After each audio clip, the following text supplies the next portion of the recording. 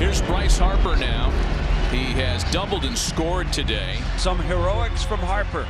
Here's the 3-2. Swung on. Crushed. He's done it. How about that for heroics into the second deck as Bryce Harper has tied this game.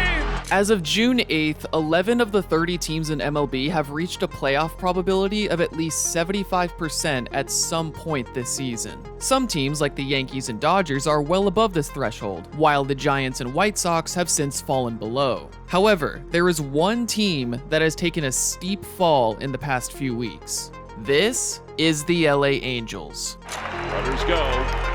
3-2 is hit in the air to right field. It's gone beautifully. It is over! The prayers have been answered. The Phillies have won it here in the bottom of the ninth inning. Just a few days after this walk-off loss, the Angels fired manager Joe Maddon after the team's 12th straight loss. A couple weeks ago, the Angels looked like the team that fans had been promised for so many years, all to be erased in a record-breaking losing streak. So the questions are, how did the Angels start off the season so well? Why have they collapsed? And can the Angels bounce back into a playoff spot? At the beginning of the season, the Angels were predicted to be a team that probably gets over 500, but doesn't quite make the playoffs, which has pretty much been the story for the Angels since 2015. It doesn't help that each one of their divisional rivals have finished ahead of the Angels at some point in this span, with most of them making the playoffs at least once. But you'd think the Angels would figure it out at some point. Considering the Angels employ the greatest player of this generation, it's a travesty that he's only played 3 career playoff games. Ownership has at least tried to spend money on free agents, but the Angels just haven't been able to construct a complete roster, mainly because many of these big money moves just don't work out. Something the Angels have tried to address in recent seasons is the pitching staff. The Angels have taken flyers on many pitchers like Jose Quintana, Alex Cobb, Dylan Bundy, and Julio Teheran. The vast majority of these moves didn't work out, or in the case of Alex Cobb, the team couldn't re-sign him.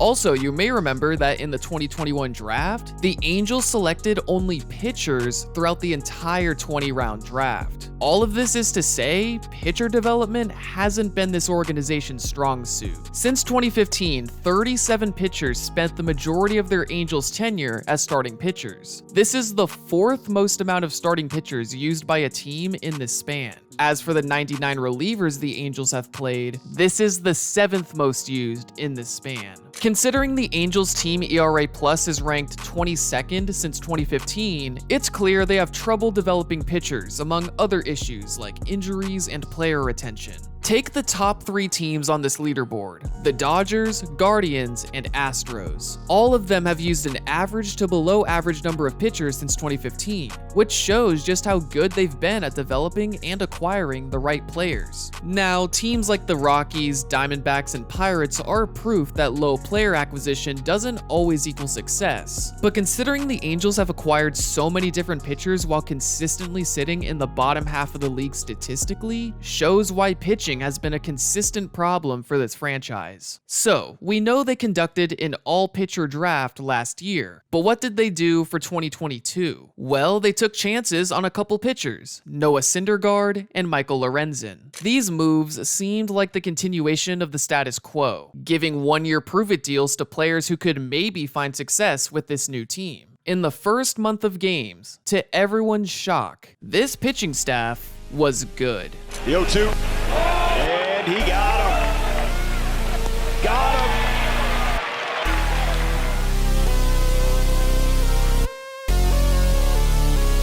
Here's the 0-2, and he got him. How about now, 2-2, and he got him. Oh yes, he got him. And the crowd here at the Big A lets Noah Syndergaard what they thought of that performance here tonight.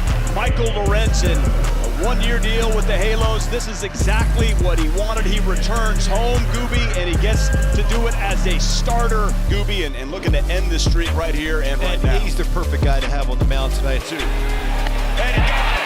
Yeah, look at that emotion. Shohei. He's ready. 2-2. He got him. It's over. It is over. 8 2/3, no hit ball, ground ball, Velasquez throws across, he In this team's first 37 games, the Angels' starting rotation was among the best in baseball. The bullpen was a bit of a mixed bag, but the rotation being this good was the most encouraging sign that this team had playoff potential. On May 15th, the likelihood of the Angels making the playoffs was 81.4%, the 8th highest in the league. Thanks to guys like Noah Syndergaard, Michael Lorenzen, Patrick Sandoval, Reed Detmers, and Shohei Ohtani, the starting rotation was finally looking like a real bright spot for the Angels. Of course, pitching is just one side of the game. Let's talk about the hitters. For the better part of a decade, the Angels have given out many big contracts that didn't work out. Some of these players include Josh Hamilton, Justin Upton, Vernon Wells, Zach Cozart, and Albert Pujols. The most recent of these big money signings, apart from Mike Trout's giant extension, was Anthony Rendon, who signed a 7-year, $245 million contract ahead of the 2020 season. Through a mixture of the shortened 2020 season and a lengthy 2021 injury, Rendon played only 110 games with the Angels ahead of the 2022 season. The results were good, but the Angels need him to stay healthy for the long term. By May 15th, Rendon was hitting around league average. But fortunately, with the team being tied for first place, Rendon didn't need to hit like a superstar. There were plenty of others doing it in his place.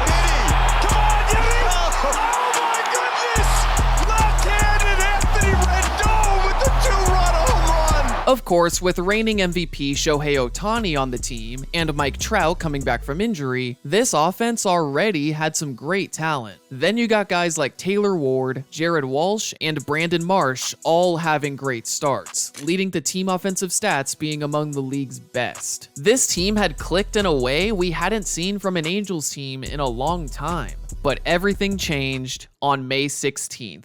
Heading into this series against the Rangers, the Angels had an 81.4% chance of making the playoffs. The Angels were swept by the Rangers and then lost Game 1 against the Athletics. They were able to bounce back by winning 3 in a row, but after their win on May 24th, the Angels kept on losing and losing and losing and losing. As of June 8th, the Angels have lost a franchise record 14 games in a row. At one point, they had a 2.5 game lead in first place. Now they are well behind not just first place, but a wild card spot as well. Oh, and manager Joe Maddon was fired just a few days ago. What happened? Well, everything just seems to have fallen apart at the same time. This isn't groundbreaking analysis, but it's basically what Joe Maddon said after he was fired. Since May 16th, this pitching staff has been one of the worst in baseball, as many players have taken a huge 180 in production. Also, it doesn't exactly help that Raisel Iglesias and Aaron Loop, who were given big contracts ahead of the season, are not playing to their full potential, which is severely hindering this bullpen. Still, the Angels have a history of bad pitching. What they don't have is a history of Mike Trout playing this poorly.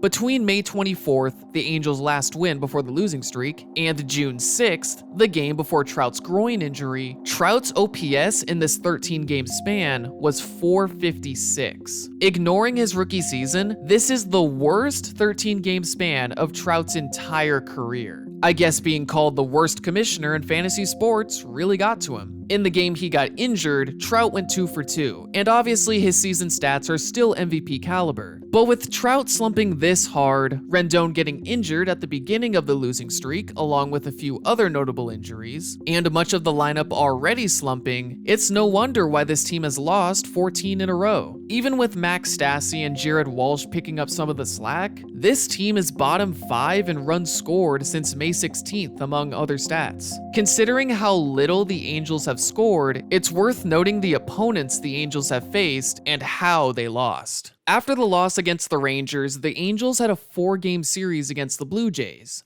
3 of these 4 losses were 1-run losses, which all included blown saves by Angels pitchers. On May 27th, Aaron Loup gave up 3 straight singles, which tied the game for the Blue Jays, and a Juan Lagares error ensured that Alejandro Kirk could score to take the lead. The following day, Aaron Loup once again lost the 1-run lead, leading to a 3-run inning for the Blue Jays. The Angels made a run in the bottom of the 9th, but they left the bases loaded to end the game. If that wasn't enough, in the series finale, the Angels and Blue Jays both surpassed double-digit run totals. The Angels were winning throughout the middle of the game, but they lost a 3-run lead in the 7th inning. And while they regained it in the bottom half of the inning, a Bo Bichette home run and a Lourdes Gurriel Jr. double is what put the Blue Jays over the top. The Angels were swept in a 4-game series against one of the better teams in the American League. In the following series, they had to face the Yankees, arguably the best team in baseball. The Angels scored 3 runs in this entire series. Then they played the Phillies, who had just fired Joe Girardi. If anything, this firing seems to have helped the Phillies as they swept the Angels, with Game 3 being one of the best comebacks of the season so far. Then of course, there's the series against the Red Sox. As of June 8th, the Angels have lost the first 3 games of the series by 1 run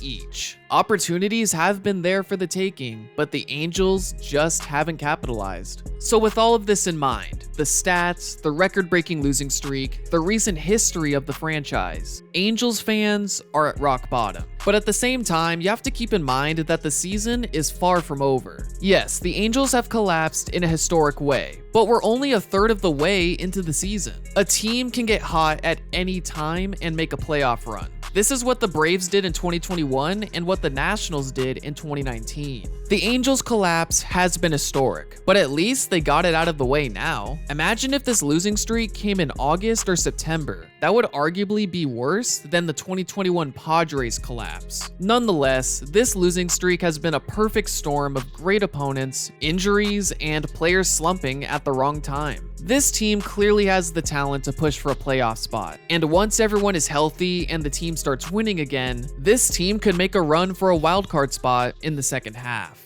Angels fans, you know more than me, but I think you'll be okay. I hope you guys enjoyed the video, leave a like if you did, and subscribe for more content just like this. Thanks for watching.